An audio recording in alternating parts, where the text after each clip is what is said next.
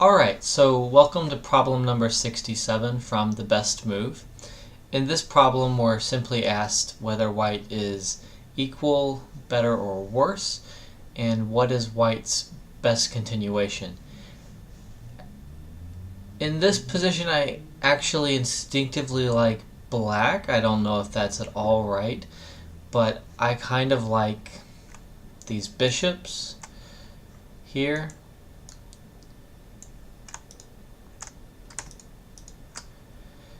They control the center of the board. I like the pawn structure for black in the center. I've always been sort of partial to central pawns, and this formation kind of appeals to me.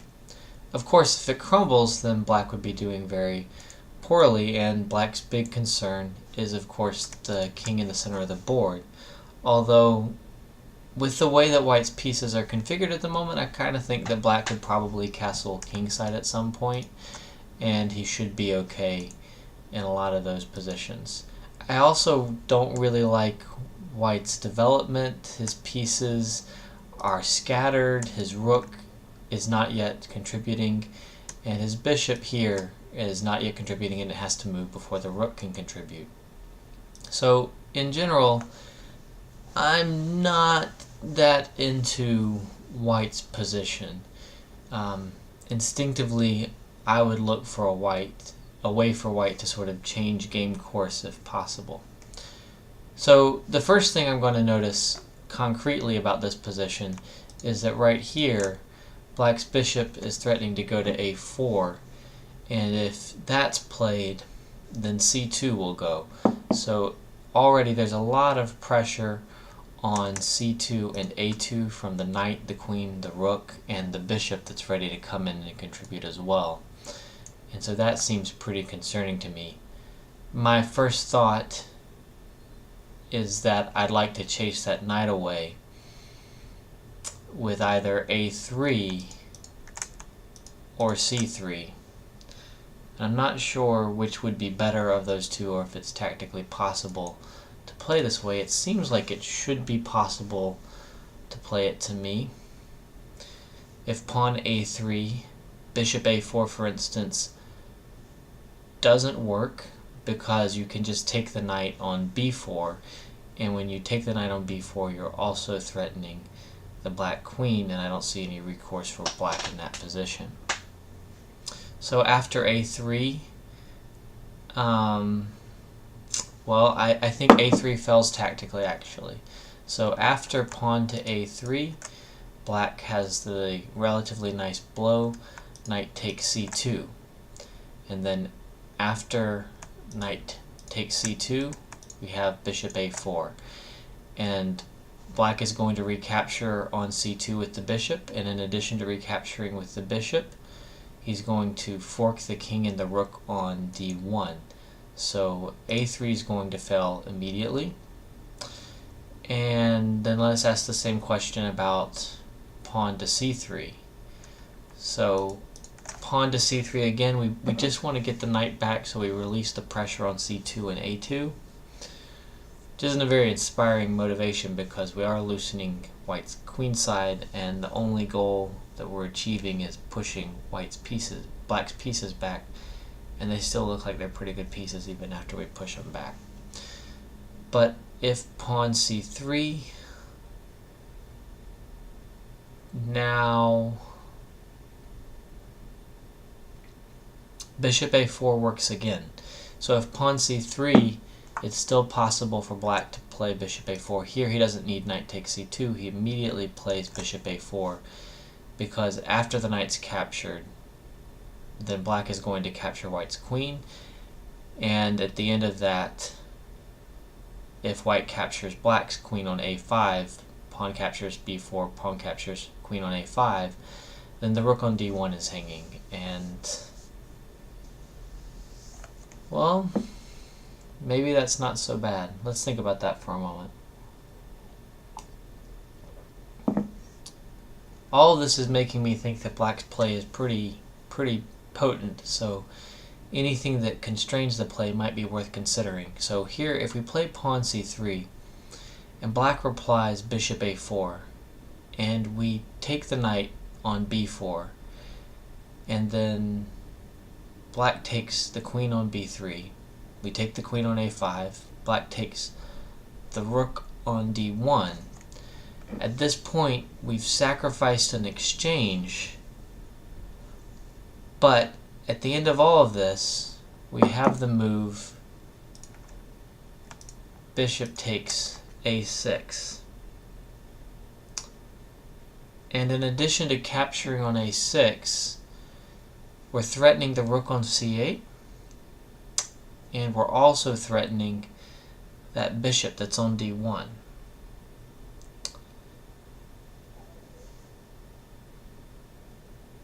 Black could play something like rook a8, and if we capture his bishop, he'll capture ours on a6. We could play bishop to b7, or in fact we can play bishop b5 check, because the bishop has left the diagonal with the king, so we can play bishop b5 check, and then we can recapture the bishop. So this would work out for us.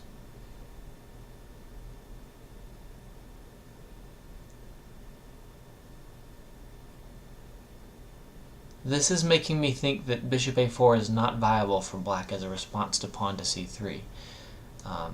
Maybe I'm missing something, but it looks to me like c3, bishop a4, pawn takes knight, bishop takes queen, pawn takes queen, bishop takes d1, followed by bishop takes a6, wins material for white.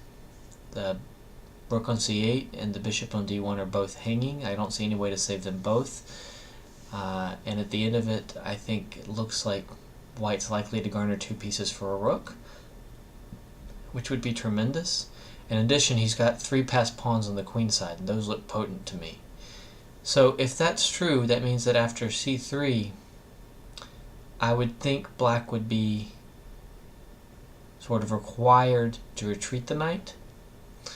The only square that I see to retreat the knight to is knight to c6. After knight to c6,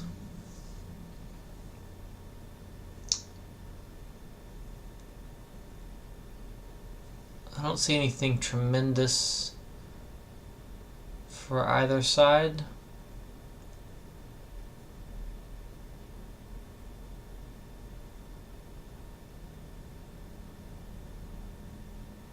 I'm wondering about playing pawn to f5 in that position, which seems an important idea to me. In general, I like playing pawn to f5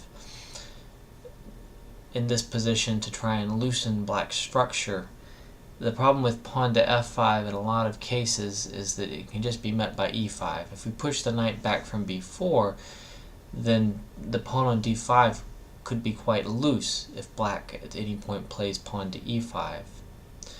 But I can't see a way to really take advantage of it. So if pawn c3, knight c6, either if I trade on c6 first, knight takes c6, bishop takes c6,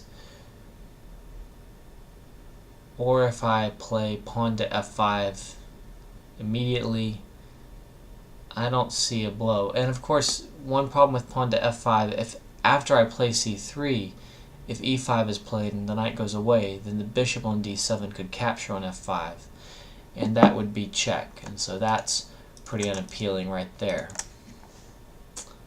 So c3, knight c6,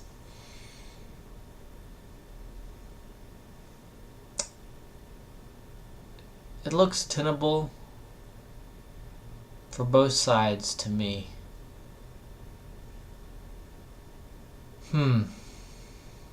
c3, knight c6.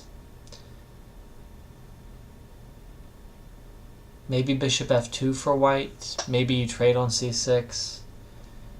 At the end of this, I think that it's a fight. To be honest, if I trade the knight off on c6, there's a part of me that thinks that white's position is actually preferable. Getting rid of that knight significantly improves white's king's safety. The bishops for white I really kind of like. They really ravage the open board, especially after bishop f2. So I can imagine something where I get a bishop on f2 and a bishop on d4, And I have a very strong bishop pair that do a lot for both defense and offense. And black's king's not going to be safe in the center forever. With the bishop on d3 and the other bishop on d4, something like that, then his king is not going to be safe if he castles. And so I'm starting to feel like c3, knight c6, and a trade on c6 should provide white with some advantage. Not a huge advantage, but some advantage.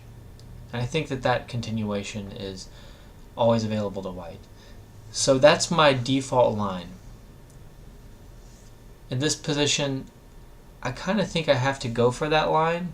I'm kind of glancing around at this point to see if there's a better alternative, like playing pawn f5 right away here. Some tactic based on the looseness of f6 with the bishop on h4 lined up on it. I wish I could play something like queen g3, queen g7, but black is so ready on the queen side. I mean, queen take a2 is there. I can't really move my queen around. I can develop the bishop on f1 to e2 or something, but I'm just getting hit by bishop a4. I think that it's really damage control for white here. He's got to play c3 and get that knight out of here before something goes wrong. And after that, I think that he's a little better. I would take white slightly in that position.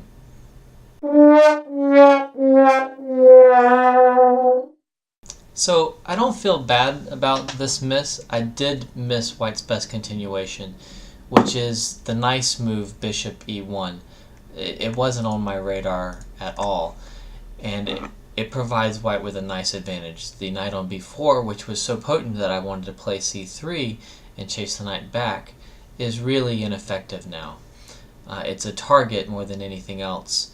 White is threatening the move 2a3, which would win the knight, and bishop a4 is met by queen a3 when both the knight and the bishop are pinned to the queen, and so that's not working out tactically for black. So after bishop e1, white is just quite a bit better. He holds everything together, and black's attack is just too premature. On the other hand, I feel pretty good about the fact that I noticed how important the threat of bishop a4 is to black.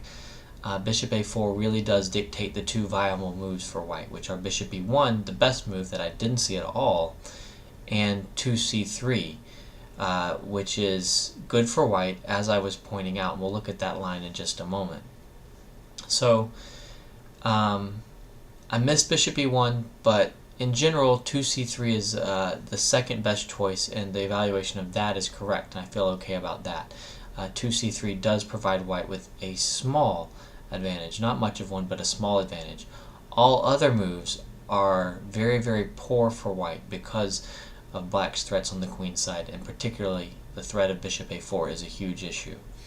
So if we look here at the move c3, we do see that knight c6 is absolutely forced because bishop a4, which we were looking at, does allow this continuation here, bishop takes d1, bishop take k6, which does win for white with both the rook on c8 and the bishop on d1 hanging.